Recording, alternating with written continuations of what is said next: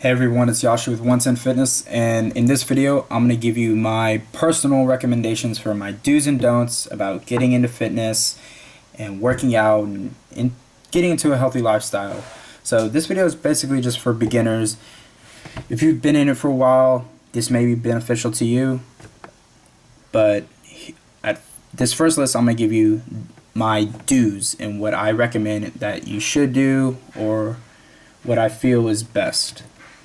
So I think you should know what goals you want whenever you're starting to get into fitness, whether it's to gain weight, lose weight, put on muscle, maybe burn fat, get stronger, faster, be more of an athlete, whatever it may be. Just stick with your goal once you start it. Don't change it just because you're not seeing results immediately. Stay consistent, the results will come. Next thing, if you're a skinnier person and you're trying to put on muscle or gain weight, get stronger, you have to be eating enough. And don't tell me, like, I get messages all the time, Jasiu, why can't I gain weight? I'm eating all the time. I weigh the same every day. Listen, if you were eating all the time, you wouldn't weigh the same every day. So here's the tip. Eat foods that are more calorie dense versus nutrient dense foods. So maybe some junk food is going to have a little bit more calories than a cleaner food or like a fruit or a lean protein source. Maybe add a cheeseburger in there. That's going to increase calories. It's not going to be terrible for you. But if you cannot put on weight and you really want to, add in more calories. Maybe throw in a protein shake just for the additional calories. Also, whenever you're on a high protein diet or a diet that involves a lot of food, any diet actually, make sure you're eating at least 25 to 50 grams of fiber every day. Fiber is very important for protein absorption, for micronutrient absorption in the small intestine, for a clean gastrointestinal tract. Also, if you're trying to lose weight, first keep your calories where they are. So whatever you've been eating on a daily basis, stick with that, because obviously you're not really losing weight. Let's add in some exercise.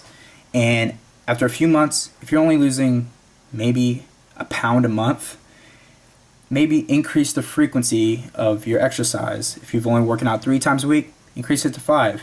Maybe increase the duration of your exercise, or even slightly cut back calories and keep the frequency and the intensity of that exercise the same. Just slightly cut back calories. Not a lot, just slightly.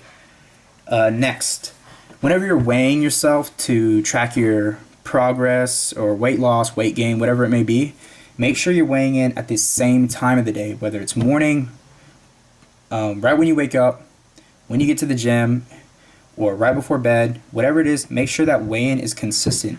Also use the same scale. That's very important. Every scale is different. They're not all calibrated the same. Also make sure you're drinking at least 1 gallon of water a day. Water is very important. Okay guys, most of our body's made up of water, especially if you're trying to put on muscle. Most of that water's in our muscles. Next thing, my next tip is make sure you're warming up before you work out, whatever it may be. Hit the treadmill 5 to 10 minutes. Get a sweat going, get warmed up, get your joints going, especially warm up the body part you're about to work. And along with warming up, make sure you work on mobility and flexibility, especially for elbows, hips, knees, ankles, and shoulders. Make sure you're very flexible and mobile in those areas. So stretch afterwards. After your workouts, foam rolling. Get a foam roller, roll out your hamstrings, your lower back, quads, arms, shoulders, wherever you feel like you are tight, sore. Foam rolling will help speed up recovery. Also, stay consistent, guys. That's my last thing. Stay consistent with your workouts, with your with your diet, whatever kind of diet you may be on. Stay consistent. That's the only way you're going to see results. You can't just be fluctuating. Well, today I want to cut. Well, man, I got too skinny real quick. I just want to bulk up a bit. Oh, I got a little bit of fat. I want to cut back down. Stop doing that. Stick with one goal. Reach it. Set another one. Reach that. All right. Whenever you go work out, I advise getting a notebook. Okay, guys, go get a notebook. Bring a pen with you to the gym. Write the date in that first page of the notebook. Write whatever workout you're doing, chest, legs, upper body, lower body, whatever it may be. Write all your workouts down before you actually do those workouts. So you have a list, so you're not just like, oh, well, what do I do next? Well, that looks pretty good. Or, oh, that one's open. I'll go do that. Don't do that. Have it all written down. I don't care if you have to wait 5 minutes, 10 minutes, 30 seconds until that's open. Don't worry about, oh, well, if I'm not working out the next 5 minutes, I'm just losing everything. No. Sometimes you want to have long enough breaks to hit those numbers that you want, to keep that strength up so you can progress and do another set and finish out your workout efficiently. So make sure you know what you're doing before you actually step into the weight room. And that was part 1 of the do's and don'ts for beginners getting into weightlifting and nutrition and fitness. Please go ahead and check out part 2. Thanks, guys. Keep it 110.